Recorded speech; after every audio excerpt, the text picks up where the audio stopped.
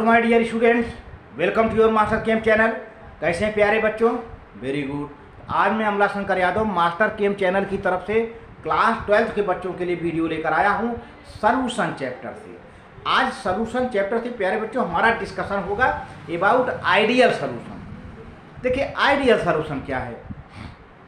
जो राउल्ट के रूल को फॉलो करे सभी टेम्परेचर, प्रेशर और कंसंट्रेशन। तो प्यारे बच्चों राउल्ट रूल फॉलो होता है फॉर डाइल्यूट सॉल्यूशन के लिए।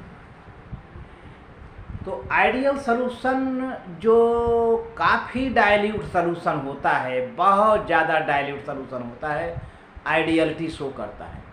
लेकिन एक चीज़ मैं बता देना चाहता हूँ प्यारे बच्चों कि वास्तव में देखा जाए तो परफेक्ट कोई आइडियल सॉल्यूशन केमिस्ट्री में नहीं है। हाँ, एक्सट्रीम डाइल्यूशन पर इस कुछ सॉल्यूशंस, कुछ कंपोनेंट के सॉल्यूशन राउल्ट के रूल को फॉलो करने लगते हैं और आइडियलिटी शो करते हैं। होता ये है कि delta we change in volume 0 रहता है, चेंज इन एंथैल्पी 0 रहता है और एंट्रापी बढ़ता है, एंट्रापी पॉजिटिव रहता है। प्यारे बच्चों एंट्रापी पॉजिटिव रहता है आइडियल सॉल्यूशन का। ठीक है, वॉल्यूम में कोई चेंजिंग नहीं होती है, एंथैल्पी में कोई चेंजिंग नहीं होती है। तो ऐसे सॉल्यूशन आइडियल सॉल्यूशन होती हैं। तो ढेर सारी विशेषताएं आइडियल सॉल्यूशन की है और मॉलिक्यूलर बेसिस पर जो सॉल्यूट, जो प्योर सॉल्यूट के बीच, सॉल्यूट पार्टिकल के बीच फोर्स ऑफ अट्रैक्शन होता है वह बराबर होता है प्योर सॉल्वेंट पार्टिकल के बीच के अट्रैक्शन के। और इसके बाद जब दोनों मिलाए जाते हैं तो सॉल्यूट सॉल्वेंट पार्टिकल मिल गए, तो सॉल्यूट सॉल्वेंट पार्टिकल के बीच का अट्रैक्शन भी बराबर हो जाता है, यानी तीनों बराबर हो जाता है। The force of attraction between solute solvent particle is equal to force of attraction between solute particle, and it also becomes to equal the force of attraction between solvent particle। अभी हम ए बी एग्जाम्पल लेके हम बताएंगे आपको। बहुत ही प्यारा video है प्यारे बच्चों और इस पर बहुत क्वेश्चंस भी बोर्ड में आए हुए हैं। ये कंसेप्ट करना बहुत ज़रूरी है कि जब तीनों फोर्स बराबर हो जाएं between solute between solvent and between solute solvent, ये फोर्स ऑफ अट्रैक्शन बराबर रहेंगे तो ये क्या होगा? आइडियल सॉल्यूशन होगा। And change in volume will be 0, change in enthalpy will be 0, change in entropy will be positive, it means entropy will increase. तो ये सब सारी बातें हम करते हैं, देखते हैं। हाँ तो प्यारे बच्चों देखिए ideal solution. An ideal solution is that solution in which each component obeys Raoult's law under all conditions of temperature and concentrations। Temperature और कंसंट्रेशन की सभी कंडीशन पर आइडियल सॉल्यूशन राउल्ट के रूल को फॉलो करता है। N ideal solution will satisfy the following condition. ये 3 condition क्या क्या है प्यारे बच्चों?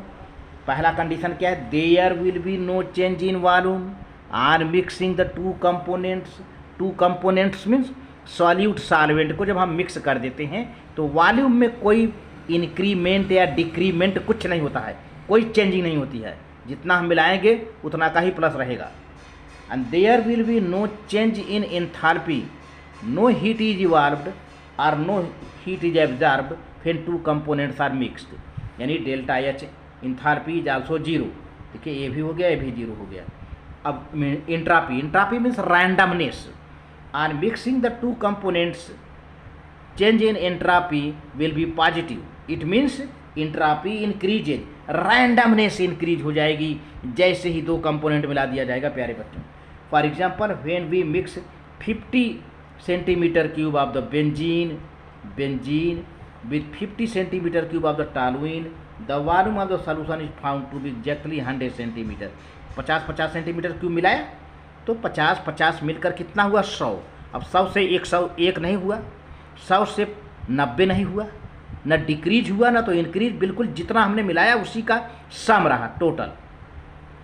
तो इस तरह से देखा जाए, change in volume 0, change in enthalpy 0 and entropy is positive, means entropy increases. ये आइडियल सॉल्यूशन का प्रॉपर्टी है प्यारे बच्चों। और देखिए, अगर मॉलिक्यूलर बेसिस पर किया जाए एन आइडियल सॉल्यूशन में भी defined as the solution in which, हाँ तो इस तरह देखिए, एन आइडियल सॉल्यूशन में भी defined as that solution in which no movement, no volume change and no enthalpy change takes place on mixing the solute and solvent in any proportion.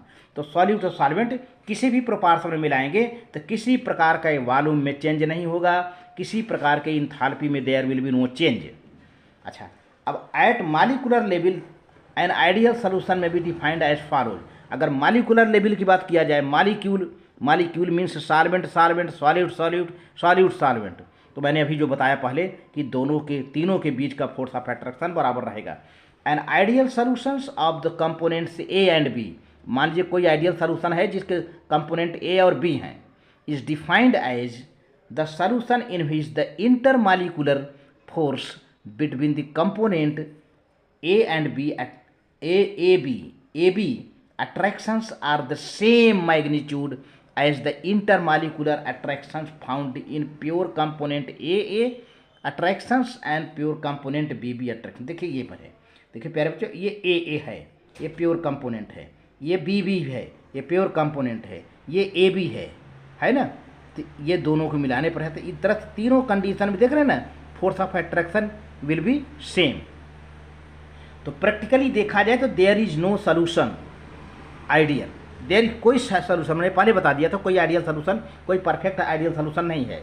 हाँ, फिर भी however when concentration of solute is very low, means dilute solution, the solution behaves ideally, therefore very dilute solution are nearly ideal substance having similar structure and polarity for nearly ideal solution. तो ऐसे solute solvent जिनका structure करीब करीब same हो, polarity, dipole moment करीब करीब approximately same हो, तो वे आइडियल सॉल्यूशन बनाते हैं। तो यहाँ पर देखिए कुछ एग्जांपल्स हैं, जैसे few examples of ideal solutions. Benzene और टॉलुइन को मिला दीजिए तो ये आइडियल सॉल्यूशन बनाएंगे। एन हेक्सेन और एन हेप्टेन का मिक्स कर दीजिए तो आइडियल सॉल्यूशन बनेगा। एथिल ब्रोमाइड, एथिल क्लोराइड, दोनों में एथाइल है, तो ये आइडियल सॉल्यूशन बनेंगे प्यारे बच्चों। इसी तरह से ले लिया जाए क्लोरोबेंजीन, ब्रोमोबेंजीन, करीब करीब इनका स्ट्रक्चर, पोलैरिटी सब सिमिलर है, तो ये भी आइडियल सॉल्यूशन बनाएंगे।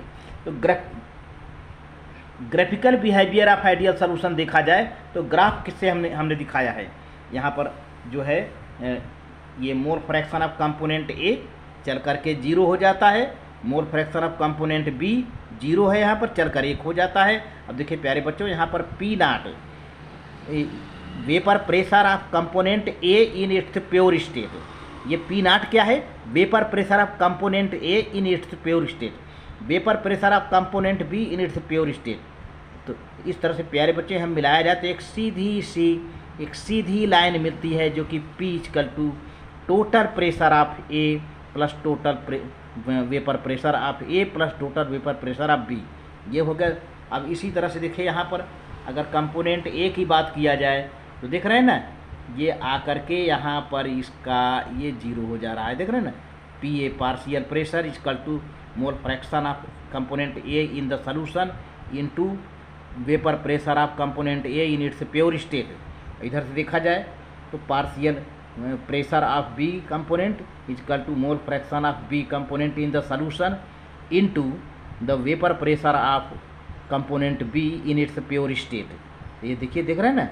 तो इस तरह से प्यारे बच्चों ये रहा, यहाँ पर हमने बता दिया है P0 A is the vapour pressure of the component in its pure state, P0 B is the vapour pressure of component in its pure state, PA is the partial pressure of A, PB is the partial pressure of B, and XA mole fraction of component in the solution, XB mole fraction of component B in the solution।